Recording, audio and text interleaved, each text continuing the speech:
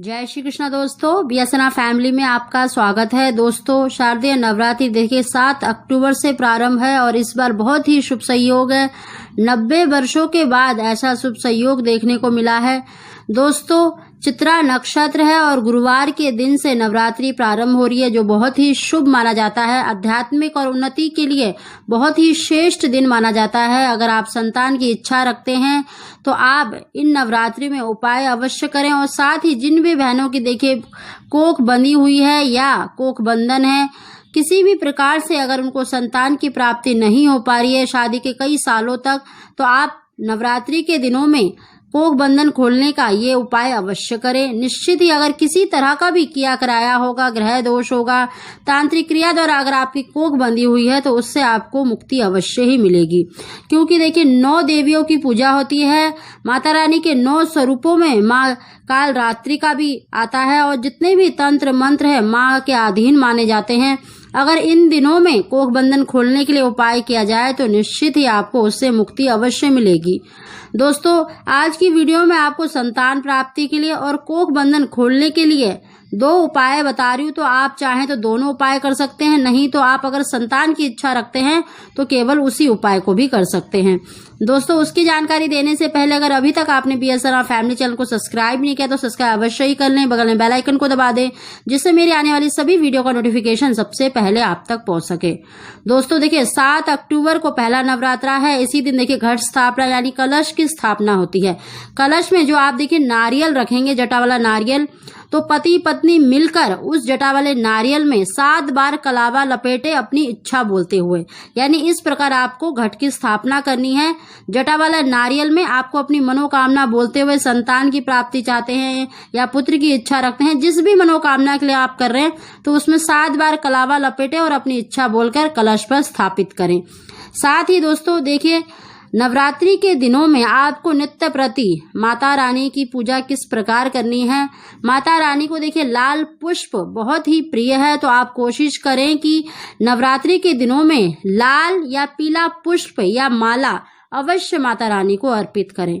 अगर आप संतान की इच्छा रखते हैं तो आपको देखिए एक पान का पत्ता लेना है, उस पर आपको सिंदूर से, यानी जो माता रानी को आप सिंदूर अर्पित करते हैं, रोली अर्पित करते हैं, उससे आपको मतलब स्वास्तिक बनाना है।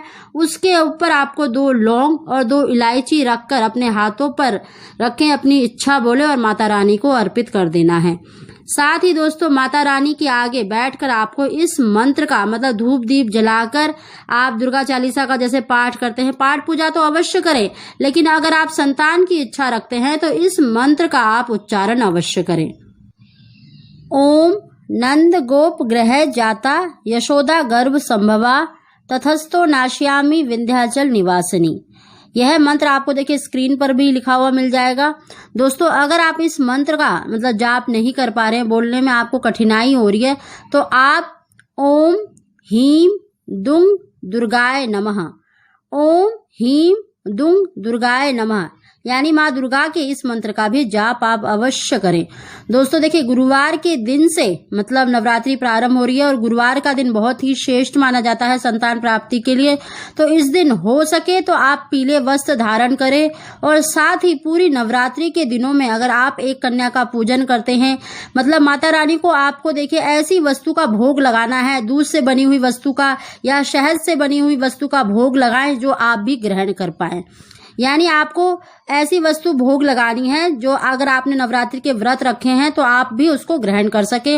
और एक कन्या को मतलब नित्य प्रति माता रानी को भोग लगाकर उसको अवश्य ही मतलब कुछ ना कुछ अवश्य भेंट करें, चाहे कोई भी वस्तु करें, चाहे खाने की वस्तु करें, इस तरह से करें। साथ ही दोस्तों अगर आप नित्य प्रति नहीं कर सकते, मतलब डेली अगर आप एक कन्या का पूजन नहीं कर सकते हैं, तो आप 5वें नवरात्रा जो स्कंद माता का होता है, माता संतान को देने वाली होती है, उस दिन देखिए 5, 7 या 9 कन्याओं को मतलब घर पर बुलाकर उनका पूजन करें। उनको जो माता रानी को आप भोग लगाएं तो उस दिन मीठी वस्तु में पीले रंग की वस्तु होनी चाहिए, मीठी वस्तु अवश्य रखें। और साथ ही आपको पीले केले या पीले फल, पीली मिठाई, इस तरह की पीले रंग की वस्तु का भोग लगाना चाहिए। और कन्याओं को भी आपको पीली वस्तु अवश्य मतलब बांटनी चाहिए। उस दिन स्वयं भी पीले वस्त्र अवश्य धारण करें। इस तरह से आप 5वें नवरात्रि में भी इस मतलब उपाय को कर सकते हैं। नहीं तो आप नित्य प्रति अगर एक कन्या को पूजन करते हैं, उसे कोई ना कोई वस्तु भेंट करते हैं, खाने के लिए देते हैं, तो और उसको मतलब प्रसन्न करते हैं, तो यकीन मानिए आप पे माता रानी की कृपा अवश्य ही होगी और आपको शीघ्र ही संतान सुख की प्राप्ति होगी। संतान प्राप्ति के लिए आप इस उपाय को कर सकते हैं पूरे नवरात्रि में। साथ ही दोस्तों, अगर जिन भी बहनों के देखिए अभी तक कोई संतान नहीं है, अगर उनके घर में नेगेटिविटी हो रही है, किसी वजह से मतलब ग्रह दोष हो रहा है या फिर किसी भी तरह का अगर उनकी कुंडली में दोष आ रहा है जिसके कारण उनको संतान की प्राप्ति नहीं हो रही, या उनकी कोख बंधी हुई है, किसी तरह से तंत्र क्रिया कर रखी है जिसके कारण उनको संतान की प्राप्ति नहीं हो पा रही है, तो आपको इन नवरात्रि के दिनों में इस उपाय को अवश्य करना चाहिए। निश्चित ही आपका कोख बंधन अवश्य खुलेगा। दोस्तों, आपको क्या करना है, नित्य प्रति स्नान करने के बाद माता रानी के सामने बैठ जाएं और एक गिलास में आपको थोड़ा सा शुद्ध जल भरना है। उसमें थोड़ा सा गंगा जल अवश्य मतलब आपको डालना है। अगर गंगा जल ना हो, अगर आपके घर में जैसे ठाकुर जी स्नान कराते हैं तो वो वाला जल ले सकते हैं, गंगा जल हो तो बहुत ही अच्छा है। तो थोड़ा सा गंगा जल डाल लें और अपने हाथ में मतलब एक हाथ में आपको वो गिलास रखना है और आपको दुर्गा चालीसा का 3 बार पाठ करना है। 3 बार। इस उपाय को देखिए कोई भी कर सकता है, घर का कोई भी सदस्य कर सकता है, उस स्त्री के लिए जिसको संतान नहीं हो रही है। 3 बार दुर्गा चालीसा का पाठ करें, मतलब एक बार आपने दुर्गा चालीसा का पाठ करें, पानी में आपको फूंक मारनी है, दूसरी बार करें, फिर दूसरी बार फूंक मारे, तीसरी बार करें तो तीसरी बार फूंक मारे। और ऐसा करने के बाद उस स्त्री को ये पानी मतलब पिला दें। मतलब आपको सुबह इसी को कार्य को करना है। सबसे पहले आपको कोई वस्तु नहीं खानी है, आपको ये पाठ करके आपको उस जल को ग्रहण करना है। उसके आधे घंटे के बाद आप कोई भी वस्तु खा सकते हैं। दोस्तों, अगर इस उपाय को करेंगे तो यकीन मानिए इन नवरात्रि के दिनों में ही आपका कोख बंधन अवश्य खुलेगा, आपको संतान की प्राप्ति अवश्य ही होगी। इस उपाय को आपको देखिए पहले नवरात्रि से ही करना चाहिए। अगर आपको ये वीडियो जैसे बाद में मिली है तो आप जितने भी दिन नवरात्रि के बचे हैं उन दिनों में अवश्य करें।